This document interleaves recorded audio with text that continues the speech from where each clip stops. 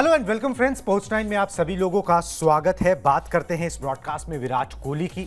विराट कोहली जो है वृंदावन पहुंचे हैं और खराब फॉर्म, खराब प्रदर्शन के बाद जो है अपने परिवार के साथ, वाइफ के साथ, दोनों बच्चों के साथ उन्होंने जो है पहले भी गए हुए हैं महाराज प्रेमानंद के पास जो है वो पहुंचे। वहां पर उनकी बातचीत हुई। जो सवाल उनके थे, उनकी वाइफ के थे, अनुष्का के थे, वो पूछे गए और उनके जवाब उनको वहां पर मिले। फॉर्म कब अच्छी होगी इसका कोई जवाब नहीं है, ये सवाल भी नहीं पूछा गया था, मगर फॉर्म क्यों खराब है, ठीक है, इसका जवाब जरूर मिल गया है। मतलब ये मैदान के बाहर का जवाब है। जो टेक्निकल एस्पेक्ट्स होते हैं क्रिकेट के, उससे अलग जो है ना, आप इसे धार्मिक कह सकते हैं, आप इसे साइकोलॉजिकल कह सकते हैं, आप इसे और चीज़ों से जोड़ सकते हैं, अध्यात्म से जोड़ सकते हैं। वैसे जवाब जो है वैसे ज़रूर मिले हैं। चलिए जी, पहली पूरी इन्फॉर्मेशन आपको दिखा देते हैं कि विराट कोहली पहुंचे कहाँ। वृंदावन में प्रेमानंद महाराज की शरण में जो है वो विराट कोहली पहुंचे। अनुष्का शर्मा और दोनों बच्चों के साथ जो है वो वहां पर नजर आए। पत्नी अनुष्का का महाराज से सवाल पूछने का मन था। पहले भी 2 साल पहले एक बार गए थे, कुछ सवाल थे जो रह गए थे, वो सवाल पूछने का मन था। तो वो सवाल जो है वो पूछे गए। साथ में महाराज जी ने ये भी बोला अनुष्का को कि तुम्हारी भक्ति का विशेष प्रभाव जो है ना वो विराट कोहली पर पड़ेगा। और बोला कि भाई विराट कोहली जो है वो देश सेवा जो है वो एक तरीके से कर रहे हैं। अलग अलग तरीके से देश सेवा की जाती है और ये भी देश सेवा का एक पार्ट है कि आप खेलों के जरिए लोगों को खुशी पहुंचाएं, खुशी बनाने का मौका यहाँ पर दें। इससे पहले भी जैसे मैंने आपको बताया, वो 2 साल पहले जनवरी 2023 में जो है एक बार महाराज जी से मिलने गए थे। फॉलोवर वो हैं ही, उनकी प्रीचिंग्स को फॉलो करते हैं, अपने डे टू डे की लाइफ के अंदर उसको लाने की यहाँ पर कोशिश जो है वो करते हैं। तो क्रिकेट मैदान से दूर, जब क्रिकेट में आपने सारी चीज़ें आजमा के देख ली मगर चीज़ें उस तरीके से वर्कआउट नहीं कर रही, फिर दूसरा एक तरीका यही बचता है कि आप भगवान की शरण में जाएं। आप भगवान के जो भक्त हैं, जो उनकी प्रीचिंग्स को फैलाते हैं, उनके जो है शरण में जाएं, जहां आपको सुकून मिले। बेसिकली ये एक पर्सनल मैटर है, ठीक है, पर्सनल मैटर है, पर्सनल बिलीफ का मैटर है।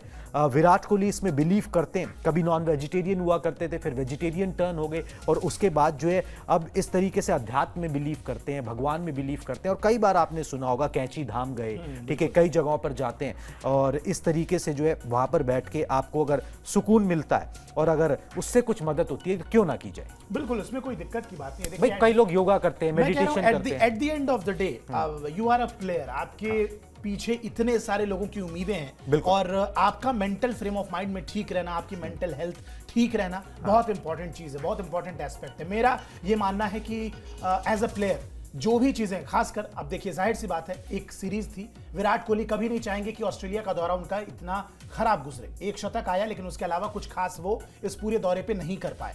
लगातार पिछले कुछ सालों से वो विराट कोहली नजर नहीं आ रहे हैं जो हमें आदत थी कई सालों से देखने की। अब होता क्या है, एज अ प्लेयर उनको पता है कि उनसे एक्सपेक्टेशन वही है जो एक जमाने में सचिन तेंदुलकर से होती थी कि भाई हर मैच में आएंगे, हर मैच में बड़े रन बनाएंगे, हर मैच में सेंचुरी से कम तो कोई उम्मीद करता नहीं विराट कोहली से। लेकिन क्या हर कोई कर पाता है ये काम? नहीं कर पाता है। Virat Kohli as a player खुद से भी डिसअपॉइंटेड होंगे। सिडनी की जो आखिरी पारी थी, अगर हम उस पर नजर डालें, जब वो डिसमिसल हुआ, आउट हुए, उसके बाद जिस तरीके से फ्रस्ट्रेटेड नजर आए, खुद से बातें करते नजर आए, बड़े इरिटेटेड थे, गुस्से में थे, उनको पता था कि क्या गलती हो रही है और बार बार इसी गलती पे आउट हो रहे हैं। तो सवाल इतने सारे हैं, सोशल मीडिया का एक जो बज़ बना हुआ है वो तो साथ में है ही। बहुत सारी उम्मीदें हैं, बहुत सारे लोगों का ये मानना है कि अब भाई रिटायरमेंट ले लेनी चाहिए ऐसी खराब सीरीज के बाद।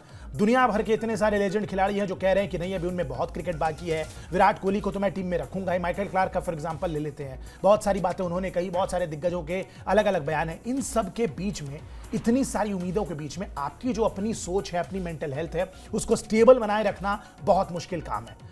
हमसे या आपसे, इन जनरल हमारे व्यूअर्स जो हैं उनसे भी शायद ये बात सोच के देखिएगा। अगर कोई 2 लोग भी, एक आदमी भी, एक इंसान भी अगर हमसे कुछ एक्सपेक्ट करने लगता है और अगर हम उस चीज पे खड़े ना उतरे, एक प्रेशर सा फील होता है। आप सोचिए, विराट कोहली पे तो इतने करोड़ों लोगों की उम्मीदें बनी हुई हैं और उसके बाद अगर विराट कोहली वो चीजें डिलीवर नहीं करते हैं तो वो खुद भी डिसअपॉइंट होते हैं इस चीज से। तो eight the end of the day ICC की इतनी बड़ी चैंपियनशिप शुरू होने वाली है, चैंपियंस ट्रॉफी होने वाली है, टीम इंडिया का बहुत कुछ दांव पे है, विराट कोहली को पता है। रोहित शर्मा, विराट कोहली, गौतम गंभीर की जो साख है वो दांव पे लगी हुई है। इस टूर्नामेंट से पता चलेगा कि ये खिलाड़ी भाई आगे इनका फ्यूचर क्या होने वाला है।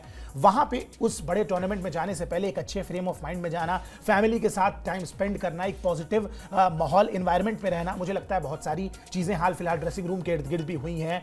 उन सबको देखते हुए भी ये टाइम बड़ा जरूरी था। और चूंकि इतने बड़े सेलिब्रिटी हैं कि कहीं भी चले जाएं तो इनकी वीडियो वायरल तो वैसे भी हो जाती है, और प्रेमानंद जी महाराज खुद भी इतने वायरल आजकल हो रहे हैं कि उनके पास उनके क्लिप्स, उनके वीडियोस, उनकी प्रीचिंग जो है वो बड़ी वायरल होती हैं और बहुत सारे लोग फॉलो भी करते हैं। तो कहीं ना कहीं विराट कोहली, अनुष्का शर्मा दोबारा दूसरी बार उनके पास पहुंचे हैं अपनी मन की शांति के लिए, क्योंकि जितना वीडियो में समझ में आया बहुत ज्यादा कोई सवाल नहीं थे। बेसिक बस ये था कि भक्ति में और किस तरीके से, मतलब बेसिकली मेंटल पीस को कैसे बैलेंस आउट किया जाए। इनफैक्ट प्रेमानंद महाराज ने भी कहा कि भाई आप जो काम कर रहे हैं, जितने धन की प्राप्ति या जितने धन धान्य जो भी दुनिया की चीजें होती हैं जो आपको ऑलरेडी मिल चुकी हैं, इतना सब कुछ मिलने के बाद भी अगर आप भक्ति की तरफ इंक्लाइन हैं और होना चाहते हैं, ये काबिले तारीफ है। उन्होंने इन दोनों की हिम्मत चाहिए एग्जैक्टली। आप बड़े हिम्मती हैं। विराट कोहली, अनुष्का शर्मा दोनों की प्रेमानंद जी महाराज ने तारीफ की, ये सारी बातें बोली। ओवरऑल अगर देखा जाए तो मुझे यही समझ में आता है कि देखिए eight the end of the day he is a husband, he is a father, और अब तो 2 बच्चों के बाप हो गए हैं वो। तो उनका मेंटल हेल्थ, उनकी पीस, शांति दिमाग की बहुत जरूरी है। बिल्कुल ये जानते हुए कि कितनी सबसे बड़ी बात जो और आपने पहले बोली ना कि भाई इतने सारे करोड़ों लोगों की उम्मीदों के साथ जो है ना आप मैदान पर उतरते हो, तो अब जब वहां पर चीजें आपने बहुत कोशिश करके देख ली, उस तरीके से टर्न अप नहीं होती, तो फिर आपके पास यही होता है कि आप जो है अपने टीचर के पास जाओ, भगवान की शरण में जाओ, वहां पर जो है शायद आपका मेंटल जो ब्लॉकेज है वो सॉर्ट आउट हो पाए। चलिए जी, महाराज जी ने बोला क्या कि भाई फ्लॉप होने का कारण क्या है वो आपको दिखाते हैं। भाई हम तो जो डिस्कशन करते हैं कि भाई ऑफ साइड के बाहर टच कर देते हैं, आगे की बॉल पीछे खेल जाते हैं, मगर एक अध्यात्म गुरु, धार्मिक गुरु, उनकी नज़र में क्यों विराट कोहली के जो प्रयास हैं वो सफल नहीं हो रहे, वो उन्होंने बताया। विराट कोहली को सुनाते, मतलब आपको दिखा देते हैं वर्बैटिम में क्या बोला उन्होंने। कई बार आपके अभ्यास में कमी नहीं होती है, लेकिन प्रारब्ध उसमें जुड़े होते हैं। अगर आपके साथ अशुभ प्रारब्ध ज्यादा जुड़ गया तो असफलता मिलती है। हालांकि आपके अभ्यास में कोई कमी नहीं है। इस दौरान आपको भगवान का चिंतन करते हुए धैर्य रखना पड़ेगा, और यह कठिन है। वैसे असफलता नहीं रहेगी, जब दिन नहीं रहा तो रात कैसे रहेगी। ठीक है, तो ये बात उन्होंने जो है विराट कोहली को बोली कि भाई आपके प्रयास में कोई कमी नहीं है, आप देश की सेवा कर रहे हैं, आप सफल होते हैं, आप विजयी होते हो, आपकी टीम अच्छा करती है, तो फिर पूरे देश में जो है वो एक दिवाली का उत्सव टाइप बनता है, पटाखे फोड़े जाते हैं, उस सफलता को एंजॉय किया जाता है, खुश होते हैं देश के लोग। तो आप एक तरीके से देश सेवा कर रहे हो। और क्या कई बार होता क्या है कि भाई दूसरी जो लोग हैं जो खेलने आए हैं उनका भी कोई प्रारब्ध होता है, वो भी अपना अभ्यास करके आए हैं, ठीक है, तो कई बार उनको सफलता मिलती है, कई बार आपको सफलता मिलती है। खेल में ये सब कुछ होता है। और उन्होंने ये बोल दिया कि भैया सफलता जो है ना वो रहेगी नहीं, ठीक है, ये एक फेज है जो निकल जाएगा और आपका जो है समय जरूर आएगा।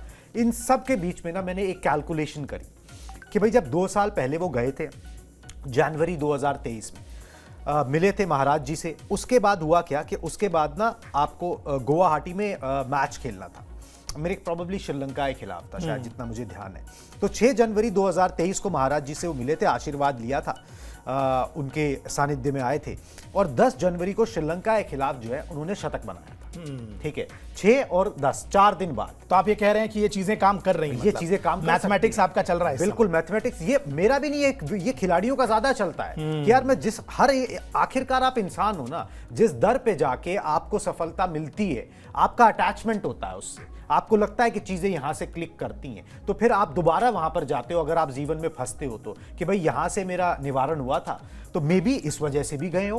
और हम सब जानते हैं कि भाई प्लेयर्स जो होते हैं वो सुपरस्टिशियस होते भी हैं। बिल्कुल, ये सुपरस्टिशन का मामला नहीं है, धर्म का मामला है। धर्म का मामला है। और द ग्रेट सचिन तेंदुलकर, उनके बारे में तो बहुत सारी चीजें ऐसी वायरल होती हैं कि भाई वो पहले कौन सा पैड पहनते हैं। इनफैक्ट मतलब कहाँ की स्टोरी, शायद ऑस्ट्रेलिया की बात है, वो अच्छा एक बात बोलते थे, it's better to be superstition than be sorry. हाँ एग्जैक्टली। और मैं कह रहा हूँ सचिन तेंदुलकर ने एक ही जगह पे एक ही खिलाड़ी के साथ बार बार जाके वही डिश 3 दिन तक लगातार उन्होंने खाई थी ऑस्ट्रेलिया में, जस्ट बिकॉज उनकी पारी, उनकी चीजें अच्छी चल रही थी, ऑन ट्रैक चल रही थी मैदान पे। तो इस तरीके की चीजें खिलाड़ी करते हैं। और eight the end of the day देखिए, बड़े टूर्नामेंट से पहले देखिए बहुत सारी चीजें हैं, 100% आप अपनी तरफ से पूरा लगा देते हैं, 100 के 110-20% लगा देते हैं, लेकिन वो 1% का जो लक होता है ना, वो प्रिसीजन होता है ना, वो चीजें कई बार किस्मत में होती हैं, और वो किस्मत आपकी तरफ रहेगी नहीं रहेगी, यू नेवर नो। तो ऑल यू गो कि आप केवल प्रे करते हैं भगवान से कि वो जो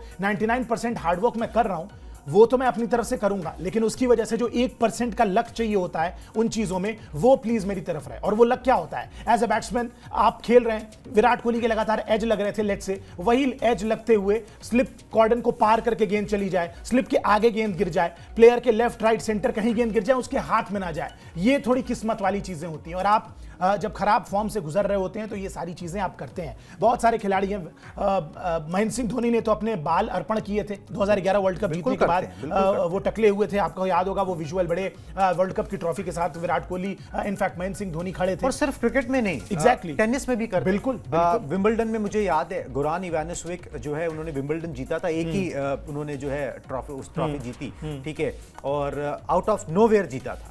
तो उन्होंने कहा था कि भाई जब मैं जीतने लगा तो मैं एक सिमिलर ब्रेकफास्ट जो है ना रोज करता था, एकदम सेम, जब तक मैं पूरा टूर्नामेंट जीत नहीं गया। ठीक है, तो कई बार ये चीजें क्लिक करती हैं, और ये तो धर्म का मामला है, आस्था का मामला है। यहां पर सिर्फ आप अपनी महत्वाकांक्षाओं के लिए नहीं जाते हो। आपने जिंदगी में विराट कोहली ने जो हासिल करना था वो कर लिया, अगर वो रिटायर भी हो जाएंगे तो भी ग्रेट कहलाएंगे। मगर बात यह है कि जब आपके अंदर है काबिलियत कि अभी आप देश की सेवा और कर सकते हो, तो वो करनी चाहिए, और उसी के लिए मोटिवेशन चाहिए, उसी के लिए मानसिक शांति चाहिए। वो चाहे आपको जहां पर भी जाकर मिले, अगर वो मिल रही है, आपका मेंटल स्टेबिलिटी आपकी बन रही है और आप परफॉर्म कर पा रहे हो, तो क्यों नहीं। और मैंने आपको एक कोइंसिडेंस बता ही दिया कि जब पिछली बार मिलने गए थे उसके बाद जो है उन्होंने अच्छी परफॉर्मेंस की थी। एक शतक ही नहीं आया था, उसके बाद टेस्ट मैचेस में भी शतक आया था। काफी टाइम के लिए जो है ना परफॉर्मेंस जो है ना उस टॉप नॉच की हुई थी जो विराट कोहली से एक्सपेक्ट यहां पर की जाती है। चलिए जी, आप खबर आपको बता दी जो मोटी मोटी खबर थी।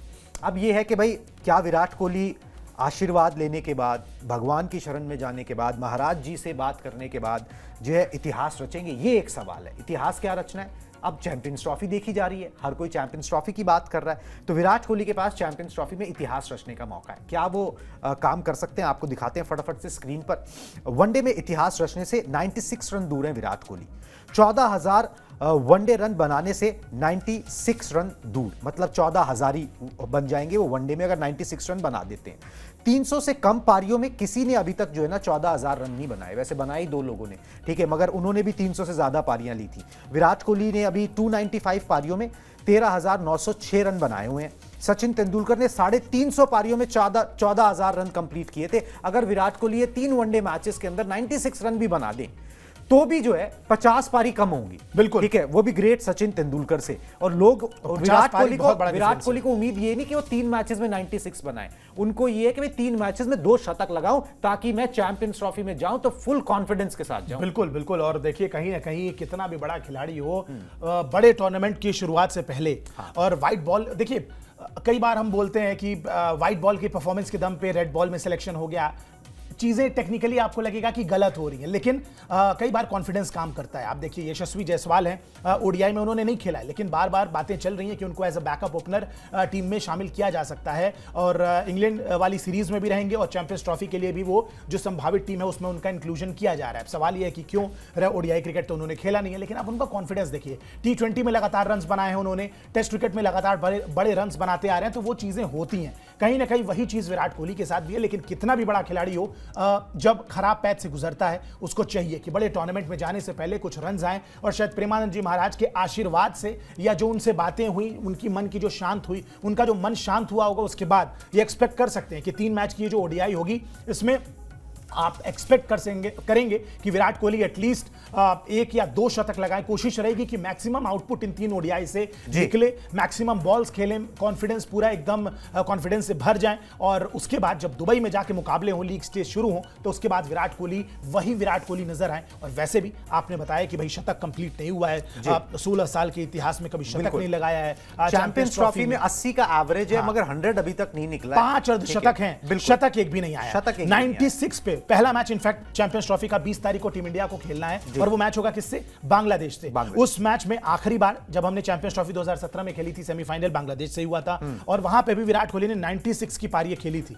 बड़ी कमाल की पारी थी, 4 रन से रह गए थे, नॉट आउट लौटे थे, शतक नहीं बना पाए थे, बहुत क्लोज आए थे। दैट इज द क्लोजेस्ट वो चैंपियंस ट्रॉफी में गए हैं। तो उम्मीद करेंगे कि इस बार एटलीस्ट ये कारनामा कर दें कि यू नेवर नो, क्या पता उनके करियर का आखिरी चैंपियंस ट्रॉफी हो। देखिए अब हाँ, बेसिकली क्या पता आखिरी चैंपियंस ट्रॉफी ट्रॉफी हो, आखिरी मौका हो चैंपियंस ट्रॉफी जीतने का, तो विराट कोहली वो करना चाहेंगे। चलिए फटाफट से आपको दिखा दें कि वनडे में सबसे ज्यादा रन किसके नाम है। विराट कोहली नंबर 3 पर है यहाँ पर, और जिस तरीके अगर ये बल्ला चलता है, अगर ये फॉर्म 2 साल कंटिन्यू अच्छी आ जाए तो फिर वो कमाल कर सकते हैं।